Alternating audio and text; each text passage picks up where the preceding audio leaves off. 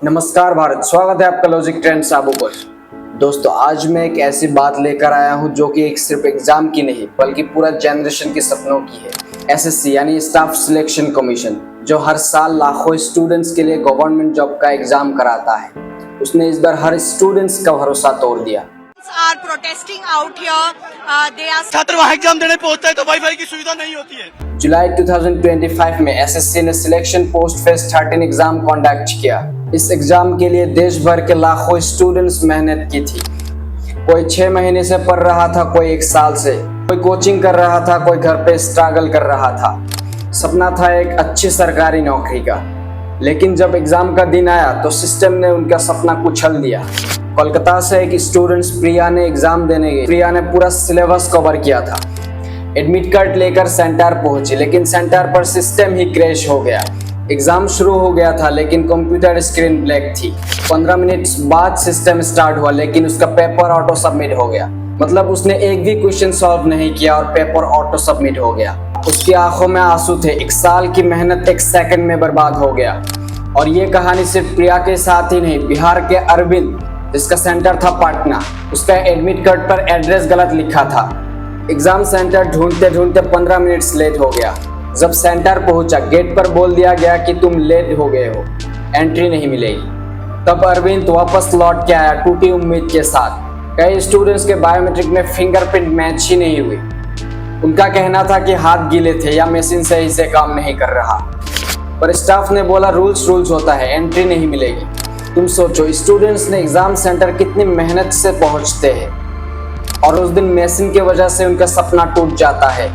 ये सब देखकर स्टूडेंट्स का गुस्सा फूट पड़ा। ट्विटर पर एसएससी मिसमैनेजमेंट ट्रेंड करने लगा। हर तरफ से वीडियोस, फोटोस और पोस्ट आने लगे। एक लड़का कैमरा के सामने रोता हुआ कह रहा था सिर्फ एग्जाम था, पर सिस्टम ने छीन लिया। एक लड़की की वीडियोस वायरल हो गई थी एग्जाम सेंटर के बाहर। उसने रोता हुआ बोल रही थी गलती मेरी नहीं थी, पर मुझे ही निकाल दिया गया। लेकिन एसएससी का जवाब क्या था? सिर्फ एक लाइन, टेक्निकल इशू हुआ था, समस्याओं को देखा जा रहा है। भाई, एक टेक्निकल इशू स्टूडेंट्स का पूरा करियर कैसे खत्म कर सकता है? गवर्नमेंट अभी तक चुप है, कोई इंक्वायरी नहीं, कोई एक्शन नहीं। क्या हम इतने बेवाज है कि हमारे सपनों का सिस्टम के लिए कोई मतलब ही नहीं? ये पहली बार ही नहीं, 2024 में भी सीयूईटी का एग्जाम में प्रॉब्लम हुआ था। नीट का रिजल्ट्स में भी ग्लिच था। रेलवे एग्जाम में पेपर लीक हुआ। हर बार स्टूडेंट्स ने प्रोटेस्ट करते हैं, हैशटैग चलाते हैं और फिर कुछ दिन बाद सब कुछ भूल जाते हैं। पर स्टूडेंट्स वो हर बार सब भूलकर फिर से नए सपने के लिए मेहनत कर रहे हैं। अब सवाल ये है कि सिस्टम कब सुधरेगा? हर बार गलती होती है, हर बार स्टूडेंट्स की नुकसान होती है, पर बदलते कुछ भी नहीं। सच ये है कि तब तक सिस्टम नहीं सुधरेगा जब तक जिम्मेदार वाले लोगों पर स्ट्रिक्ट एक्शन नहीं होगा। सोचो, अगर एक स्टूडेंट 5 मिनट्स लेट हो जाता है तो उसे बाहर निकाल दिया जाता है एग्जाम के।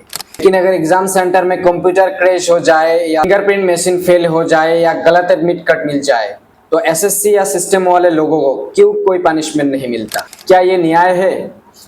अगर एसएससी के ऊपर स्ट्रिक्ट रूल्स होते, अगर उनके सिस्टम के फेलियर पर फुल इंक्वायरी होती और जिम्मेदार वाले लोगों को सस्पेंड किया जाता तो शायद ये गलतियां बर्बाद ना होती। पर प्रॉब्लम यह है कि सिस्टम वाले लोग पावरफुल होते हैं और स्टूडेंट सिर्फ प्रोटेस्ट करने वाले लोग बनकर रह जाते हैं। जिस जगह पे एसएससी का एग्जामिनेशन सेंटर दिया जाता है, जिस जगह पे बच्चे को खुद पहुंचने की सुविधा नहीं होती है, और कोई इनकी बात सीरियसली नहीं लेता क्योंकि हम कुछ दिन बाद सब चुप हो जाते हैं। तो अगर आप भी इस सिस्टम को लेकर परेशान हो तो वीडियो को लाइक करो और कमेंट में लिखो जस्टिस फॉर एसएससी स्टूडेंट्स। ऐसे और सच बात सुनने के लिए इस चैनल को सब्सक्राइब जरूर करना। मिलते हैं अगले वीडियो में। धन्यवाद।